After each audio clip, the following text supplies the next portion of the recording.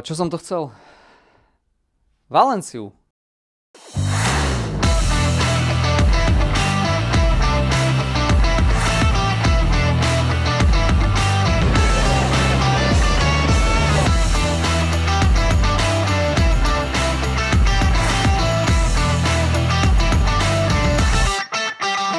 Nazdar, vítam ťa u ďalšieho videa, ktoré je smerované na Valenciu a vodný svet a preto teraz budem chvíľu hovoriť o Šumave. Dáva zmysel však? Nie, neboj sa, plán sa nemení, ale zo Šumavy jeden zážitok by som tu mal, ktorý by bol dobre zmieniť na začiatku. A to konkrétne, keď som tam došoferoval po 5 hodinách, zastavil 11. večer a po prespaní v aute som sa vykutalal odtiaľ. Ráno ma oslovil jeden pán, viac menej miestny.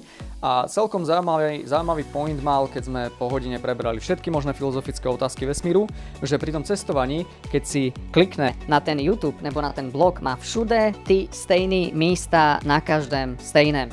A to je dôvod, prečo my nebudeme hovoriť dneska o Valencii. Keď si klikneš na YouTube, máš tam 5-minútové, 15-minútové, 20-minútové videá od ľudí, ktorí toho precestovali viacej, podajú ti to lepšie, vedia totiž lepšie strihať než ja.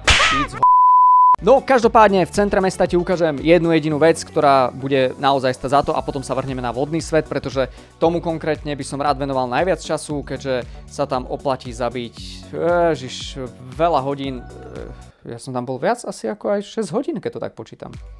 Ako prvé ma vo Valencii upútali tieto dve plyšové chlpaté, nech je to čo je to. Keď im tam hodíš pár centov, urobia ti aj nejakú opičku sem tam.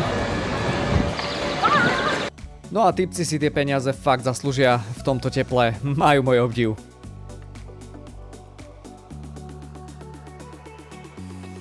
No a my sa presunieme na Mercado Market do centra Valencie, kde sa nachádza jedno z najväčších, ak nie najväčšie trhovisko tohto typu s čerstvými rybami, mesom a všetkým možným.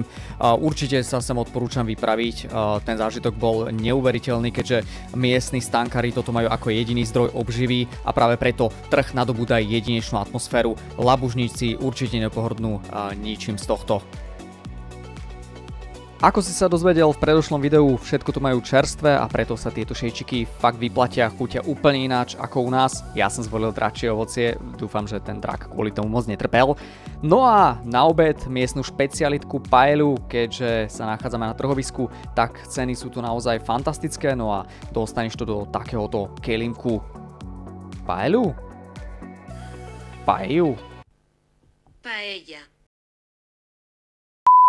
Len si daj pozor, aby sa ti trhovisko nezatvorilo, pretože aj keď majú na internete do 15. vracal som sa tam o 1 a už to bolo zatvorené. Potom tam možno nájdeš takýchto umelcov, ako je napríklad tento klavirista alebo rôzne breakdancery.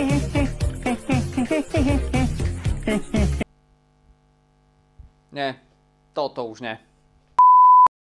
No ale vážne, tento klavirista je fakt úžasný, nižšie tam máš aj jeho Instagram, ak mu tam chceš bachnúť like, tak si to kľudne vyhľadaj. No a ja pustím tu len krátku ukážku z jeho tvorby na ulici.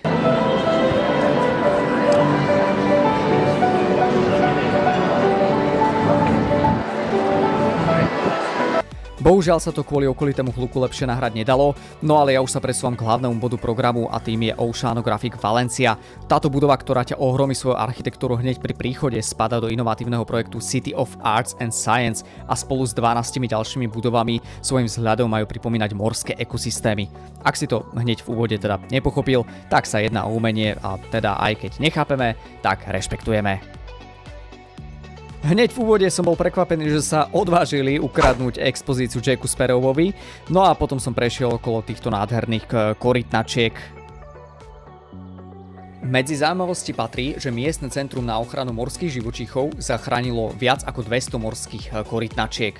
No a zároveň sa tu nachádza aj jedno z najväčších delfinárií na svete, naplnené 26 miliónmi metrov kubických vody. Túto informáciu som si musel preveriť a zároveň je to jedna z otázok v kvíze na začiatku. Ešte mi poďakuješ.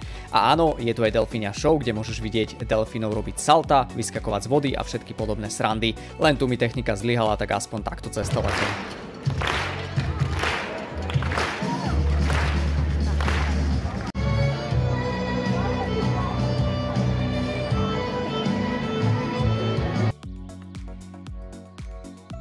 A sme pri arktickej expozícii, na stránke majú vypísané všetky druhy, ktoré tu sú, ale ja vymenujem iba tie najhlavnejšie. Je to veľryba beluga, raja, delfíny, medúzy, tulene, homár či plameniak, nájdeš tu aj najväčšieho holuba a pri troche šťastia aj krokodílov. Stegostomu bodkovanú, ak nevieš čo to je, tak príď sem a uvidíš. Medúzy, bociány, kačerov, kačky, tučniakov, krabov, labute, morského koníka, nema zlada sameno, dorku zlada sanemo, žraloka zlada sanemo, pelikána zlada. 6 hours later. Osobne som najviac preferoval arktickú expozíciu a týchto zlatučkých gentotučniakov. Jedná sa totižto o tretieho najväčšieho tučniaka na svete a zároveň sú najrýchlejšie podmorské vtáky na svete. Dokážu zaplávať až 36 km za hodinu. Ty kokos, však to moje auto radí na trojku pri takejto rýchlosti. Živia sa kôrovcami ako aj rybami a chobotnicami a majú tak rýchly metabolizmus, a toto je zaujímavé, kakajú každých 20 minút. To povedz na budúce manželke, keď ťa bude zase vyháňať, že tam dlho pozeráš na TikTok. A veľryba beluga. Táto krásavica spotrebuje denne až 27 kg potravy. Väčšinou ide o ryby, bestavovce a mekíše. No a bola celkom hravá, takto si tu bežne plávala dole hlavou. O tejto raji veľa podrobností zaznamenaných nie je, no aj napriek tomu je zaujímavosťou, že aj keď nie je agresívna voči ľuďom, má jedovatú spodnú časť chrbtice, pri korení chvosta a to nechceš, aby ťa týmto trafila.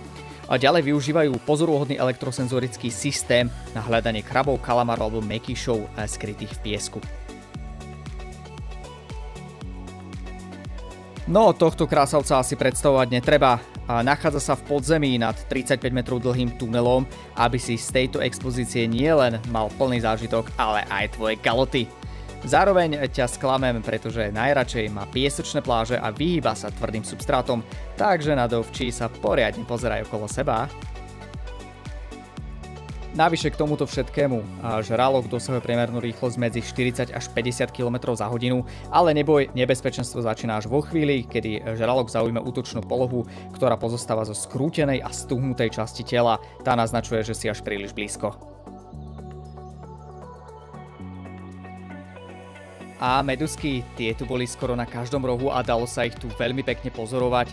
A viem, že niektoré medúzy hypnotizujú korisť svojim pohybom a musím uznať, že sa im to celkom darilo. Na chvíľku sa len zastavíš a zrazu hlásia, že akvárium sa zatvára, ešte že tam bolo to sklo.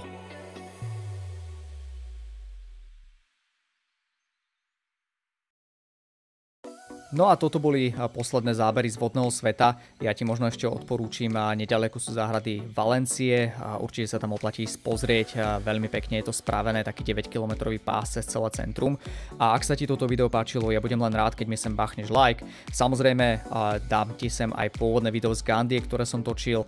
No a o týždeň je tu zase niečo nové, tak sa zatiaľ maj.